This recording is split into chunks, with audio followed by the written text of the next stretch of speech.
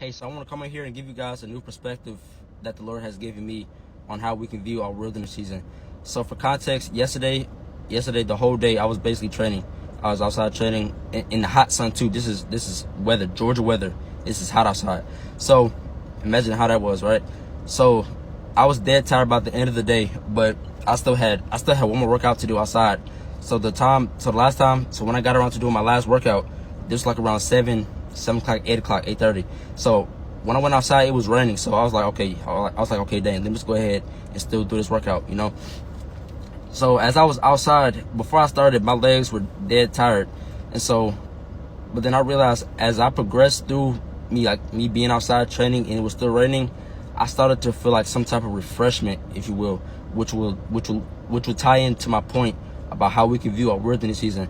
So bringing it back, I was tired to begin with, but now as I progressed through the workouts and the rain was pouring on me hard, I started to get more refreshed for some reason. So the rain that's pouring down on us during our wilderness season will strengthen us and uproot the skills that the Lord has ordained you and I with. Well, you, because I'm talking to you. The Lord has ordained you with. So, all right, so like I was saying, the rain that's pouring down on us during our wilderness season, it'll cause us to want to give up. But no, don't give up, because the same way that the rain strengthened me when I was tired is the same way it's going to strengthen you. So getting into the next point, when we're nearing the destination that, like, where we're going, the enemy will make a last ditch effort to send out everything he has. He's gonna throw everything at you and hope it stick. But no, don't let it stick, y'all. So the foundational text comes from 2 Samuel 16, and I'm gonna start at verse 13. So David and his men went on the road, while Shimei went along the hillside opposite him and cursed as he went, and threw stones at him and flung dust. And the king and all the people who were with him arrived weary at the Jordan, and there he refreshed himself. So tying this back into, let me take a step back. For context, Shimei was somebody that was cursing David and his men, wanting them to give up, because he saw that they were nearing their destination. So tying this into how we're nearing our destination, the enemy will make a last ditch effort to try to knock us off. But if we, all right, this will be part one. I'm gonna have to make a part two, because I see like the timer's going down. So since Shimei was from the house of Saul, he wanted to curse David and try to knock him and his men off the path that they were going down, which is why it says in verse 14, and the king and all the people who were with him arrived weary at the Jordan. And by king they mean David. All right, so like I was saying, let's now tie in the enemy into Shimei. I don't know how to pronounce his name. So let's tie them in together. We're nearing our destination like they did in the Jordan in verse 14. I'm reading from the English Standard Version. So we tied the enemy into Shimei. The enemy will legit try to throw darts at you, according to Ephesians 6:16. So now it's at this time where we feel the heat, we feel the pressure, we feel like giving up. And so David in the previous verses, I'm going to put the verse on the screen so y'all can see. So in the previous verses, so in here, David is basically reassuring, or like trying to persuade Abishai that, like, what's happening is from the Lord. Like, the Lord know what he's doing for us. Like, all this is happening for a reason, according to Romans 8:28. So Abishai, he had the perspective of, like, he wanted to run away from the pain. He wanted to get it over with. But then David flipped the script on him, and he was like, nah, let's embrace this, because what the Lord is allowing this to happen is going to work out for our benefit, in which it essentially did when they arrived at the destination. So bringing the whole point together, you guys, the same way I was outside wanting to like go back inside because my legs were dead tired. I did not want to be out there running outside in the rain. That's the same way David and his men were refreshed when they kept on persevering, pushing through, even though Shimei tried to knock him off. So the moral of all this right here that I'm trying to get to, the point that I'm trying to make, is that the wilderness season, it will strengthen us, it will grow us, it will uproot us, and so that the Lord will use what we went through to bring about good that'll be for our benefit in the end. So as we near our destination, the enemy will try to make a last ditch effort to knock us off. But I'm going to put the verse on the screen. So in verse 9 and verse 10 and verse 11 and 12, essentially the point of all this was that Abishai, he essentially wanted to, like, run from the pain, but David wanted to persuade Abishai and tell him that this is something that the Lord needs us to go through, which is like the same thing which is why we're in our wilderness season. And so when we're in our wilderness season, as long as we embrace what the Lord is putting us through, we will now see like why we went through what we went through. Just like Jesus and him washing the feet of his disciples, John 13:7. You may not know now, but later you will. And so as long as we embrace the pain, we will be refreshed. So I just want you guys to be encouraged from this message, because understanding God and his true character, you gotta understand, like, he's the maker of this all. He knows beginning to end. So he knows our future. So the reason why we're in our wilderness season is because he knows what we're going through is gonna equip us with what we will need in our future, if that makes sense. And mind you, everything the Lord does, hear me out, everything the Lord does is for our benefit. So like I said, the Lord, he has our best interest at heart.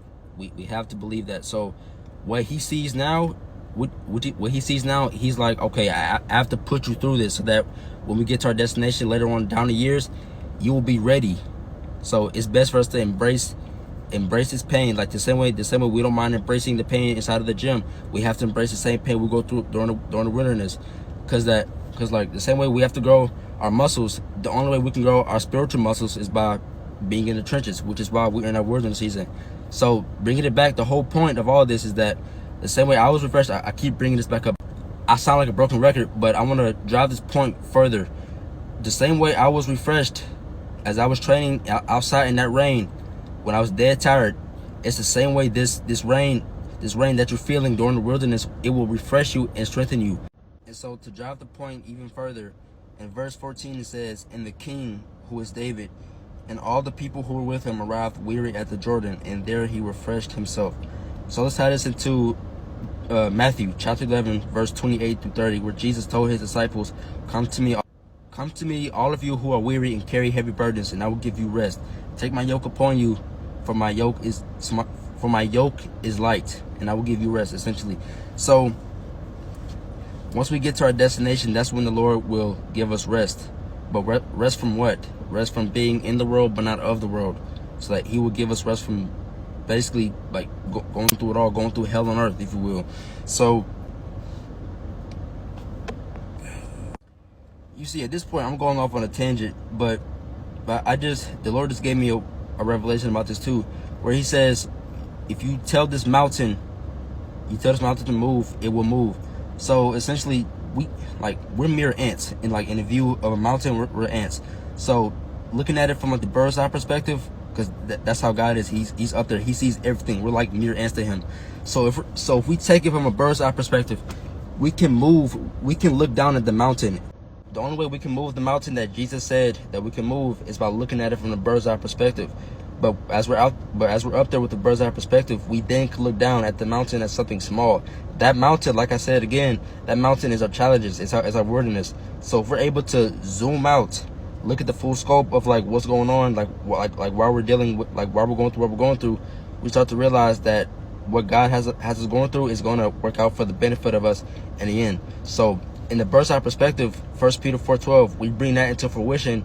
We're able to look down at this mountain of wilderness and be like, okay, this isn't something strange, because I'm actually thankful.